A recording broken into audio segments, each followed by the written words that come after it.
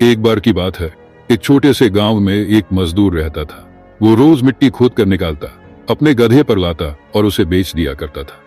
तो एक बार जब वह मजदूर मिट्टी खोद रहा था, तो मिट्टी खोदते खोदते उसे उस मिट्टी में से एक कीमती हीरा मिलता है। लेकिन उस मजदूर को नहीं पता था कि वह बहुत ही कीमती हीरा है। तो उसने उस हीरे को अपने गधे के गले में बांध दिया। एक दिन जब वह गांव से अपने गधे को लेकर जा रहा था, तो एक सेठ जी थे उसी गांव के, जो उसी गांव में छोटी सी किराने की दुकान चलाते थे।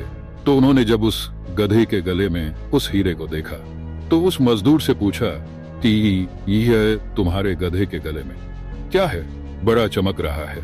मजदूर ने कहा कि यह चमकीला पत्थर है, मुझे मिट्टी खोदते समय मिला था।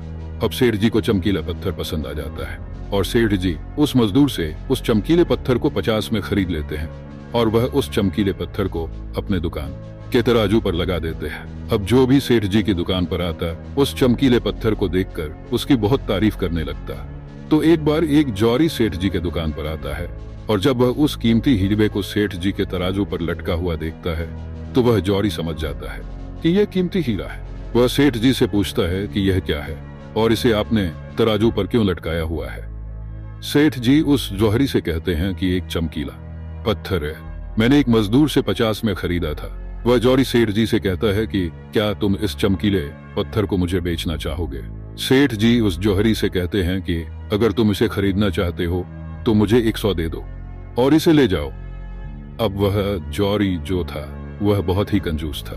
उसने सेठ जी से कहा कि मैं इस चमकीले पत्थर के तुम्हें 80 दे सकता हूं, चाहिए तो बोलो, नहीं तो मैं जा रहा हूं। सेठ जी अपने 100 अरब पर ही अड़े रहे और जूरी यह सोचकर वहां से चला गया कि आज सेठ जी नहीं मान रहे हैं, कल आऊंगा और सेठ जी को 100 अरब देकर वह हीरा लेकर चला जाऊंगा। लेकिन हुआ कुछ ऐसा कि उसी दिन शाम के वक्त एक दूसरा जौहरी उसी गांव के रास्ते से जा रहा था और अचानक उसी गांव में उसकी गाड़ी बंद हो जाती है। जब तक ड्राइवर गाड़ी को रिपेयर कर रहा होता है, वह जौहरी शेर जी की दुकान पर कुछ लेने के लिए जाता है और जब वह उस हीरे को तराजू पर लटका हुआ देखता है, तो सेठ जी से उसे खरीदने के बारे में पूछता है। सेठ जी भी उसे वही कहते हैं कि 50 में लिया था, आपको 100 में दे दूंगा।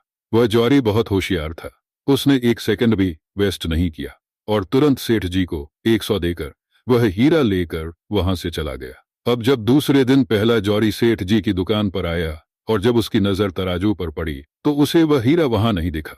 उसने सेठ जी से पूछा कि वह चमकीला पत्थर कहां गया। सेठ जी ने कहा कि वह कल तुम्हारे जाने के बाद एक दूसरे साहब आए, उन्हें वह पसंद आ गया, उन्होंने 100 देकर मुझसे वह खरीद लिया।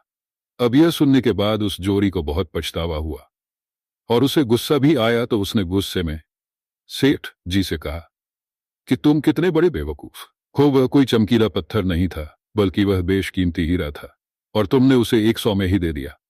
अब यह सुनने के बाद सेठ जी ने उस जौहरी से कहा कि साहब, ऐसा है कि मुझे तो पता नहीं था कि वह बेशकीमती हीरा है और आपको यह पता होने के बावजूद भी आप कल मुझसे 100 के लिए झकझक कर रहे थे। तो मुझसे बड़े बेवकूफ तो आप हैं जिन्होंने 100 के लिए एक कीमती हीरा खो दिया। दोस्तों, इस कहानी से हमें 3 बहुत बड़ी सीखें मिलती है। पहली यह कि कंजूसी भी वहीं करो जहां पर उसकी जरूरत है। अगर हर जगह कंजूसी करोगे तो अच्छी चीजें भी अपने हाथों से गवा दोगे। और दूसरी सीख इस कहानी से हमें यह मिलती है कि हाथ में आया हुआ मौका, अपॉर्चुनिटी, हमें कभी भी गंवानी नहीं चाहिए। अक्सर करके हम अपने आप को ब्रिलियंट समझकर कई सारे मौके हाथ से गंवा देते हैं। और तीसरी सीख हमें इस कहानी से यह मिलती है कि कभी भी काम को कल पर मत टालो। एक बहुत पुरानी कहावत है कि कल करे सो आज कर और आज करे सो अब।